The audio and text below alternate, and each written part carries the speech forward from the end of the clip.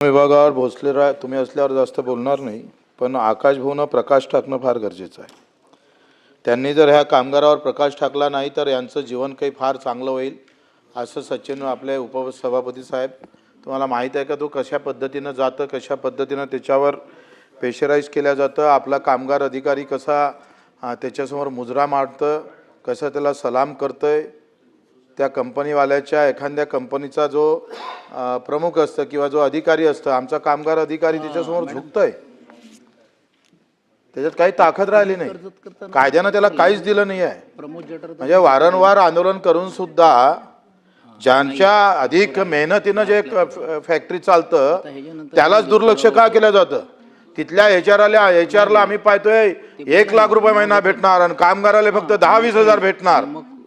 Factory आम्ही चालवायची, मेहनत कामगारानं करायची, सगळं रक्त आठवायचं त्या कामगारानं आणि पगार मात्र आम्ही पाहतोय त्या अधिकाऱ्याच्या घशात घालायचा.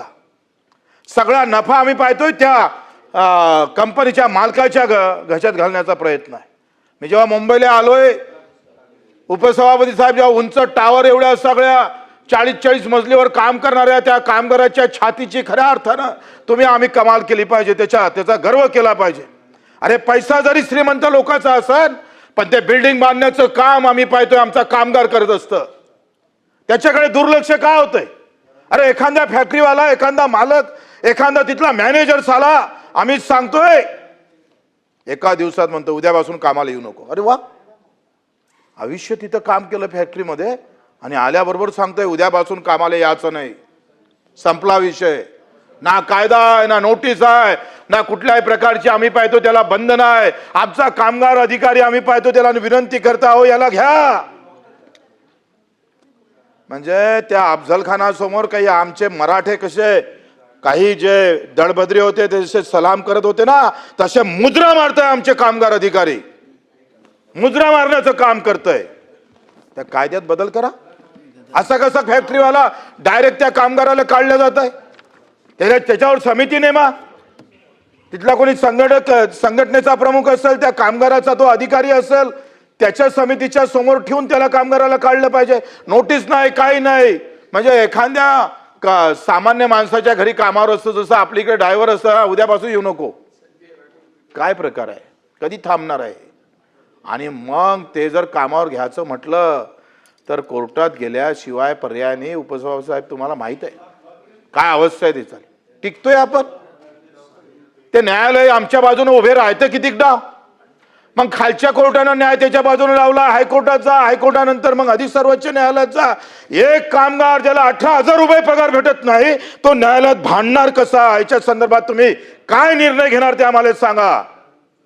त्या कामगाराच्या पाठीमागं कामगार मंत्री म्हणून तुम्ही कधी उभे राहणार ते तुमच्याकडून अपेक्षा आहे. आज फिनले मिल आमची तुम्हाला माहित आहे, टेक्सटाईलच्या केंद्र सरकारनं ह्या सगळ्या मिल बंद केल्या. 6 मिल महाराष्ट्रातल्या आम्ही पाहतोय बंद केल्या, पूर्ण देशभरातल्या 6 मिल बंद केल्या आणि 50% आम्ही त्या कामगाराला पगार देतोय.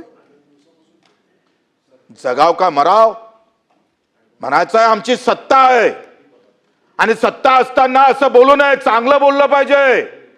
आमची सत्ता कशी चांगली आहे, आमच्या सत्तेचे फायदे काय, हो बोलू आम्ही चांगलं.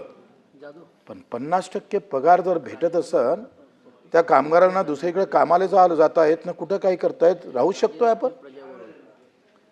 तुम्ही सांगतोय आकाश भाऊ तुम्ही यावर लक्ष जर घातलं नाही, मला वाटते हा क्रांतिकारी निर्णय घेतला पाहिजे आपण. ओव्हर टाइम आम्ही काम करतोय, 12-8 तास काम केलं पाहिजे, 12-12 तास काम करून घेतलं जातं. हे 4-5 गोष्टी तुम्ही लक्षात घ्या. डायरेक्ट काढता येणार नाही, कायदा करणं आवश्यक आहे. ओव्हर टाइम असताना आम्ही पाहतोय कुठलाही ओव्हर टाइम केल्या जात असाल तर त्याच्यावर रितसर जे काही महत्वाचे फायदे आहे, पीएफ असन अधिक काय असणार, हे जर त्याला भेटत नसेल, ह्या हक्काचे आहे, घ्या आढावा. काही तर आम्ही सांगतोय मुजरा घालतं, काही मुजरा घालून नोटा मोजतोय. त्या कामगाराच्या रक्ताचे पैसे कमिशन खाणारी औलाद अफजल खानासारखी फाडली पाहिजे. दिसन तिथं तोडलं पाहिजे यांना. अरे कुठल्या ठिकाणी पैसे खाताय तुम्ही, त्याचे काही अंदाज काही राहिलं का नाही राहिलंय. त्या कामगाराच्या मेहनतीवर पैसे खाणारी औलाद जर इथं पैदा होत असेल तर काय होतंय, कुठं न्याय मागायचा. अपघातात किती मरते कामगार, काय भेटते त्याला? काढा तुम्ही हिशोब, काय चूक आहे त्या कामगाराची? त्या फॅक्टरीवाल्याचे काही पैसे वाचवायचे आहे म्हणून आमची मौत स्वस्त झाली एवढी? आम्ही मरावं तिथं नेहमी नेहमी. साध्या नागपुरात किमान आम्ही पाहतोय, नागपूरचं बोलतोय मी, नागपूरचे डॉक्टर साहेब इथं आहे, ते काही आपली फॅक्टरी आहे अमरावती रोडवरची, 4 वेळा 5 वर्षात 4 वेळा अपघात झालाय, 15 जण मरण पावलंय. काही नाही, कुछ नाही होता है. म्हणजे मोठा असला म्हणजे त्याला कायदे कसे पळवाट आम्ही पाहतो काही होत. आणि एखाद्या कामगारानं एखाद्या अधिकाऱ्याला भोकसलं असतं तर महाराष्ट्रभर चर्चा झाली असते, तुम्ही लगेच त्याच्यावर सगळ्या कारवाई झाल्या असत्या. ही जी परिस्थिती आहे ना, हे अपघात, फॅक्टरीमधले अपघात, ओव्हरटाईम तातडीनं कुठेही काढता येणार नाही. समितीसमोर जावं लागेल, दोषी असेल तर त्याला काढा, आणि घ्यायचं असेल तर समिती निर्णय घेईल आणि त्याला घेता येईल. ह्या काही दुरुस्त्या आकाशभाऊ तुमच्याकडून आम्हाला अपेक्षा आहे. आणि मला वाटतं तुम्ही विदर्भातले आहे आणि खास करून बुलढाणा महाजिजाऊच्या गावातले जिल्ह्यातले तुम्ही, अरे महाजिजाऊ ना अख्खी सुलतान आम्ही पाहतोय, कुतुबशाही, आदिलशाही, निजामशाही, एकटे छत्रपती 14व्या वर्षी चिरडून टाकली सगळी. ही त्या महाजिजाऊचे वार भूमीतले म्हणून तुम्हाला हा भूमिका तुम्हाला घ्यावं लागेल. आज शेतमजूर आहे आमच्या गावात खेड्यात काम करतो तो शेतमजूर बिचारा, भूमी नाही, जमीन नाही, काहीच नाही. एकतर शेतकरी अडचणीत, त्याचा मालक अडचणीत, शेतमजूर सुखी राहणार आहे? अरे शेतकरी आत्महत्या करतोय, त्याच्या शेतीवर काम करणारा शेतमजूर सुखी आहे ना? तो कामगारात मुळत ना कायच्यात मुळत. निर्णय घ्यावा लागेल, त्या शेतमजुराला कुठं ना कुठं न्याय द्यावा लागेल. अरे जमीन नाही, ज्याच्याजवळ जमीन आहे त्याला आत्महत्या करावं लागतं, आणि ज्याच्याजवळ जमीनच नाही, गावात 10-15% हा वर्ग आहे, तो सगळ्या जाती धर्मातला आहे, त्या शेतमजुरासाठी एक योजना नाही. यांचं बांधकाम कल्याण मंडळ आहे, अर्धे राजकीय कार्यकर्ते आहे त्या बांधकाम कल्याण मंडळ कामगारात. तपासा तुम्ही, चाळणी लावा, खरे कामगार त्याच्यातून बाहेर गेलेले आहे. खऱ्या कामगाराला निधी भेटत नाही, खऱ्या कामगाराला योजना भेटत नाही. मेळघाटचा मजूर 90 दिवस काम करतोय, सगळं स्थलांतर होत राहतं, त्या बिचाराले त्या कल्याण मंडळातले एक खडकू भेटत नाही राव.